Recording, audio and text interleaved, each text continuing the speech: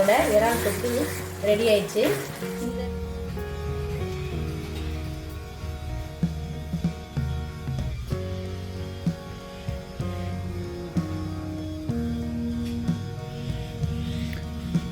நல்ல சுலபமான முறையில் ஈஸியாக எப்படி க்ளீன் பண்ணலான்னு பாருங்கள்.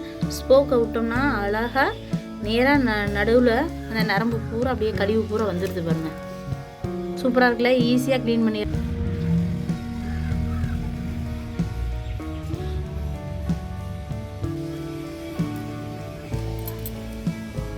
இறால் தொக்கு தான் பார்க்க போகிறோம். இன்றைக்கி 1/2 கிலோ எடுத்திருக்கேன். நல்லா இது மாதிரி கழுவி க்ளீன் பண்ணி எடுத்துக்கணும். முதுகில் இந்த மாதிரி நரம்பு இருக்கும், அதையும் நல்லா க்ளீன் பண்ணி எடுத்துக்கணும்.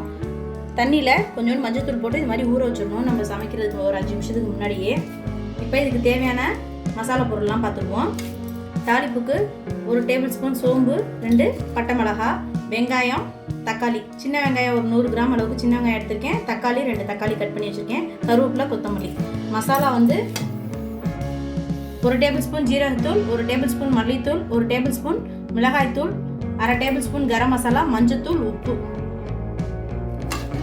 இஞ்சி பூண்டு விழுது. இப்போ நம்ம அடுப்பு வச்சிட்டோம். கடாயை பற்ற வச்சுக்குவோம். நல்லா கடாய் காஞ்சிருச்சு. ஒரு 2 டேபிள் ஸ்பூன் அளவுக்கு எண்ணெய் ஊற்றிக்குவோம்.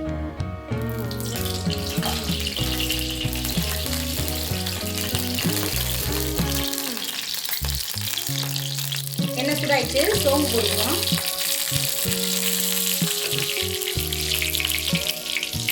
அது கூடவே எடுத்து வச்சுருக்கேன் வரமிளகா, காஷ்மீரி மிளகாய் எடுத்து வச்சுருக்கேன். அதை 2 கிள்ளி அதோட சேர்த்துக்குவோம்.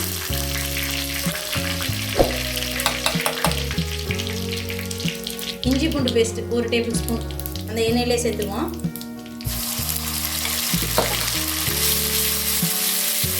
இப்போ நம்ம எடுத்து வச்சுருக்க சின்ன வெங்காயத்தை அது கூட சேர்த்துக்குவோம்.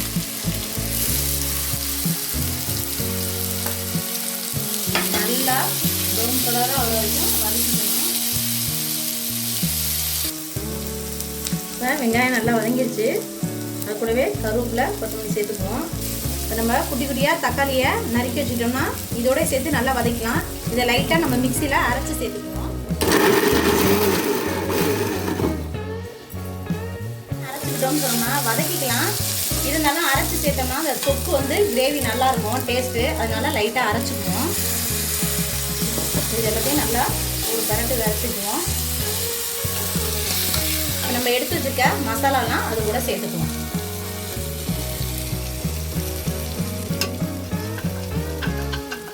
இந்த மசாலா எல்லாத்தையும் நல்லா ஒரு பரட்டி விட்டுருவோம். அந்த பச்சை வாசம் போகிற அளவுக்கு நல்லா வதக்கிக்கணும்.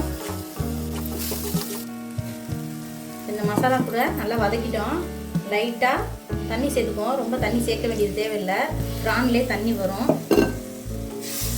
நம்ம இறால் போடும்போது இறால்லே தண்ணி நிறைய இருக்கும். அதனால் போதும் கிரேவிக்கு. இப்போ இந்த கிரேவியோட நம்ம சப்பாத்தி, இட்லி, ரச சாதம், தயிர் சாதம் சாப்பிட்டோம்னா டேஸ்ட்டு சூப்பராக இருக்கும். இது நல்லா பச்சை வாசம் போகிற அளவுக்கு கொதிக்கட்டும். ஒரு தட்டு போட்டு மூடி வச்சுக்கணும்.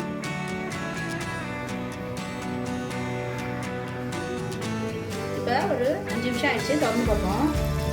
பாருங்கள், மசாலாவும் நல்லா வெந்து எண்ணெயெல்லாம் பிரிஞ்சு வந்துருப்பாங்க. இந்த ஸ்டேஜில் நம்ம எடுத்து வச்சுட்டா ப்ரானை சேர்த்துக்கோங்க. கூட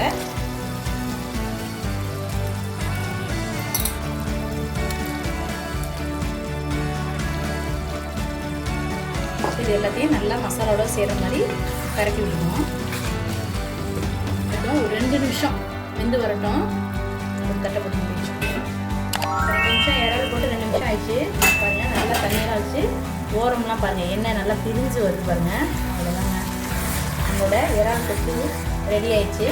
இந்த ஸ்டேஜில் நம்ம மிளகுத்தூள் தேவைன்னா உங்களுக்கு ஃப்ளேவர் பிடிக்குன்னு சொல்கிறவங்க சேர்த்துக்கோங்க. ஆனால் மிளகுத்தூள் போட்டு லாஸ்ட்டாக இறக்கணும்னா ஃபைனல் டச்சு சூப்பராக இருக்கும். ஒரு 1/2 டேபிள் ஸ்பூன் அளவுக்கு நான் மிளகுத்தூள் சேர்த்துருக்கேன். அவ்வளோதாங்க. நம்ம மல்லித்தலை, கருவேப்பிலை சேர்த்து இறக்கிடலாம். எல்லாத்தையும் ஒரு பரட்டி விட்டுருவோம். நம்மளுடைய இறால் தொக்கு சூப்பராக ரெடி ஆயிடுச்சு. எல்லாமே கரெக்டான அளவில் இருக்குது. இதே மாதிரி நீங்களும் இந்த அளவில் கரெக்டாக செஞ்சு பாருங்கள். இந்த வீடியோ உங்களுக்கு பிடிச்சிருந்தா லைக் பண்ணுங்கள், ஷேர் பண்ணுங்கள், மறக்காமல் சப்ஸ்கிரைப் பண்ணிடுங்க.